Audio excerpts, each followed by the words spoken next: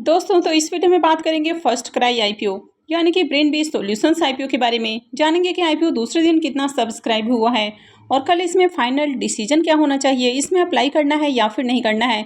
इसके अलावा ओला electric IPO के अलॉटमेंट के बारे में भी बात करेंगे। तो चलिए वीडियो को शुरू करते हैं। लेकिन इससे पहले कि मैं वीडियो को शुरू करूँ, अगर आप इस चैनल पर पहली बार विजिट कर रहे हैं या फिर आपने चैनल अब तक सब्सक्राइब नहीं किया है तो चैनल को सब्सक्राइब कर लें और वीडियो को भी लाइक कर दें। पहले बात कर लेते हैं ब्रेन बेस्ड सॉल्यूशंस आईपीओ यानी कि firstcry.com आईपीओ के बारे में। तो आईपीओ 6 अगस्त को ओपन हुआ था और ये 8 अगस्त को क्लोज होने वाला है, यानी कि कल ही आईपीओ क्लोज होने वाला है। फेस वैल्यू ₹2 पर शेयर है और बुकिंग प्राइस ₹465 है। तो यहाँ पर भी प्राइस वाइज देखा जाए तो आईपीओ ओवर वैल्यूड देखने को मिल रहा है। आईपीओ में 32 शेयर्स का लॉट है। आईपीओ के साइज को देखें तो आईपीओ 4193 करोड़ का है, यानी कि काफ़ी बड़ा आईपीओ है। इसमें 1666 करोड़ के फ्रेश इशू हैं और 2527 करोड़ का ऑफर फॉर सेल रखा गया है। और ये मेन बोर्ड आईपीओ है, तो कंपनी बीएससी और एनएससी के ऊपर लिस्ट होने वाली है। अब इस आईपीओ में देखें तो आईपीओ का साइज काफ़ी बड़ा है, तो इसके कारण यहाँ पर जो रिजर्व एप्लीकेशंस हैं वो भी आपको ज़्यादा देखने को मिल रहा है। तो एचएनआईएस के लिए 15% का करीब पोर्शन है, बिग एचएनआईएस के लिए करीब 10% का पोर्शन। तो बिग एचएनआईएस के लिए 20,116 एप्लीकेशंस रिजर्व हैं। स्मॉल एचएनआईएस के लिए 5% का पोर्शन है, तो इनके लिए आईपीओ में 10,058 एप्लीकेशंस रिजर्व रखे गए हैं। और रिटेलर्स के लिए भी इस आईपीओ में मात्र 10% का ही पोर्शन है, तो इनके लिए आईपीओ में 2,81,634 एप्लीकेशंस रिजर्व रखे गए हैं। तो आईपीओ का साइज काफ़ी बड़ा है, तो इसके कारण इस आईपीओ में रिटेलर्स के लिए जो रिजर्व एप्लीकेशंस है वो भी आपको ज़्यादा देखने को मिल रहा है। फर्स्ट क्राई के बिजनेस की बात करें तो ये अपने ऑनलाइन प्लेटफॉर्म firstcry.com के थ्रू ही अपना बिजनेस करती हैं। तो कंपनी मदर्स, बेबीज़ और किड्स के प्रोडक्ट सेल करती है, यानी कि कई सारे ब्रांड्स के साथ इनका टाई अप देखने को मिलता है। तो कंपनी का 7500 से ज़्यादा ब्रांड्स के साथ आपको टाई अप देखने को मिलता है, जिनके प्रोडक्ट कंपनी अपने प्लेटफॉर्म के थ्रू सेल करती है। अब यहाँ पर कंपनी का खुद का भी ब्रांड है और इसके अलावा कंपनी दूसरे ब्रांड्स के भी प्रोडक्ट सेल करती है। तो इनके प्लेटफॉर्म पे आपको 12 साल तक के बच्चों के सारी ज़रूरत के सामान एक ही प्लेटफॉर्म के ऊपर मिल जाते हैं। तो कंपनी का बिजनेस देखें तो बिजनेस अच्छा है और कंपनी इंडिया के साथ ही इंडिया के बाहर भी अपना बिजनेस करती है। अब अगर इनके फाइनेंशियल को देखें तो यहाँ पर फाइनेंशियल 22, 23 और 24 3 सालों के कंप्लीट फाइनेंशियल हैं। तो कंपनी के एसेट को देखें तो ईयर ऑन ईयर कंपनी के एसेट में उछाल देखने को मिला है। कंपनी के रेवेन्यू को भी देखें तो कंपनी का रेवेन्यू भी साल दर साल बढ़ते हुए देखने को मिला है। फाइनेंशियल 22 से 23 के बीच में देखें तो रेवेन्यू डबल से भी ज़्यादा देखने को मिला है। 23 से 24 के बीच में देखें तो यहाँ पर भी अच्छी ग्रोथ है, लेकिन कंपनी प्रॉफिटेबल नहीं है। कंपनी के प्रॉफिट में देखें तो कंपनी के जो प्रॉफिट हैं वो लगातार आपको नेगेटिव में ही देखने को मिले हैं, यानी कि लॉस मेकिंग कंपनी है। ये कंपनी अभी भी प्रॉफिट नहीं बना पा रही है। कंपनी के नेटवर्थ को देखें तो ये कंटिन्यू आपको डाउन देखने को मिला है।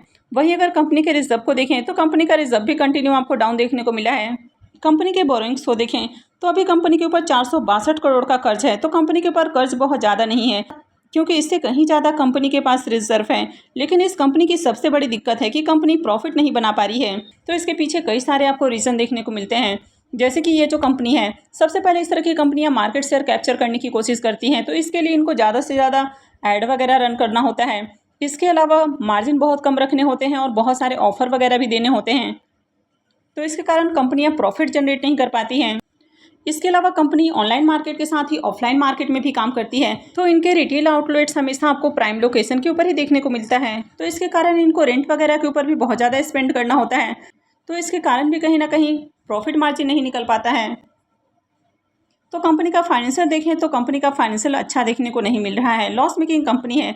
लेकिन कंपनी का जो मार्केट कैप है वो 24,000 करोड़ का मार्केट कैप है, यानी कि मिड कैप साइज की कंपनी है, थोड़ी बड़ी कंपनी है। और इसी कारण इस आईपीओ को लेकर जो एंकर इन्वेस्टर्स हैं वे बहुत ज़्यादा इंटरेस्टेड देखने को मिले हैं और भर भर कर एंकर इन्वेस्टर्स इसमें भी आए हैं।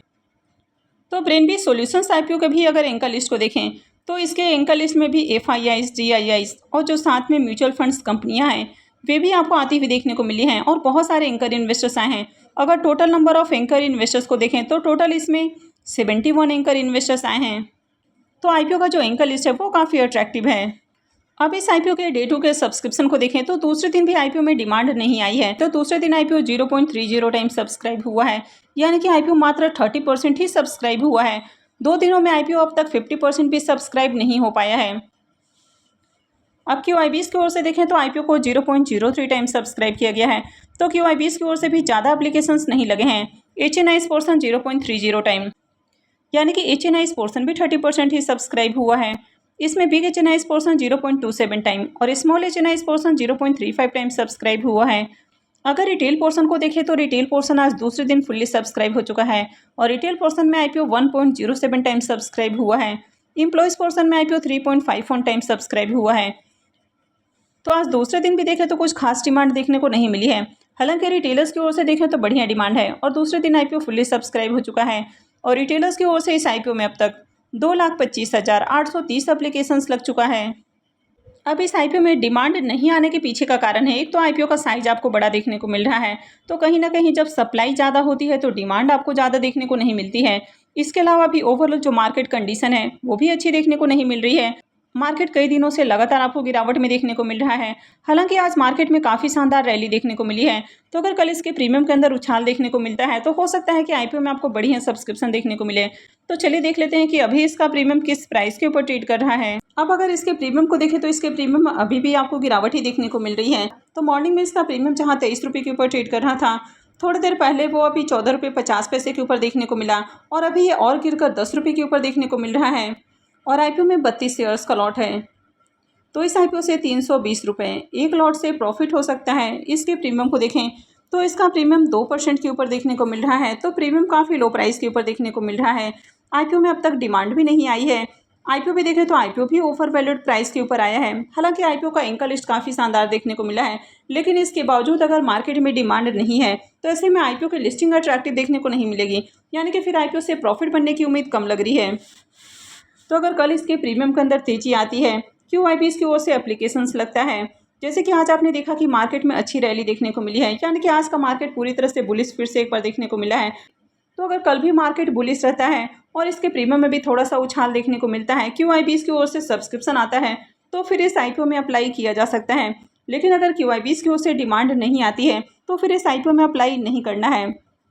तो मैं कल भी आपको फिर से एक बार अपडेट कर दूंगी कि आपको इसमें अप्लाई करना है या फिर नहीं करना है। तो चलिए अब ओला आईपीओ को भी देख लेते हैं। ओला आईपीओ के टाइम टेबल की बात करें तो ओला का जो अलॉटमेंट है वो आपको आज ही देखने को मिलेगा। रिफंड डेट 8 अगस्त है, क्रेडिट डेट भी 8 अगस्त है और आईपीओ की लिस्टिंग 9 अगस्त को होने वाली है, यानी कि फ्राइडे को ओला आईपीओ की लिस्टिंग होने वाली है। ओला आईपीओ का आखिरी दिन भी ज़्यादा सब्सक्राइब नहीं हुआ और ये मात्र 4.45 टाइम ही सब्सक्राइब देखने को मिला। क्यूआईबीज़ ने भी आखिरी दिन पैसे नहीं लगाए और आईपीओ को 5.53 टाइम क्यूआईबीज़ ने सब्सक्राइब किया। एचएनआई पोर्शन में भी आईपीओ 2.5 गुना ही सब्सक्राइब हुआ और रिटेल पोर्शन में आईपीओ 4 गुना करीब सब्सक्राइब हुआ। तो कहीं भी ज़्यादा डिमांड देखने को नहीं मिली है। तो चलिए देख लेते हैं कि अलॉटमेंट को कहाँ चेक करें।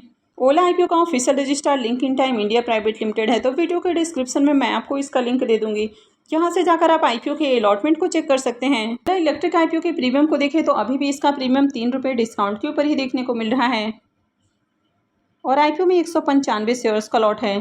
तो इस आईपीओ से 585 रुपये एक लॉट से आपको नुकसान हो सकता है, यानी कि इसका जो प्रीमियम है वो 4% डिस्काउंट के ऊपर ट्रेड कर रहा है। तो आईपीओ से प्रॉफिट के बजाय आपको नुकसान देखने को मिल सकता है। हालांकि मार्केट में अगर तेजी आती है और लिस्टिंग वाले दिन बड़े इन्वेस्टर्स की ओर से अगर बाइंग आती है तो फिर हो सकता है कि इसमें भी आपको एक अच्छी खासी तेजी देखने को मिल जाए।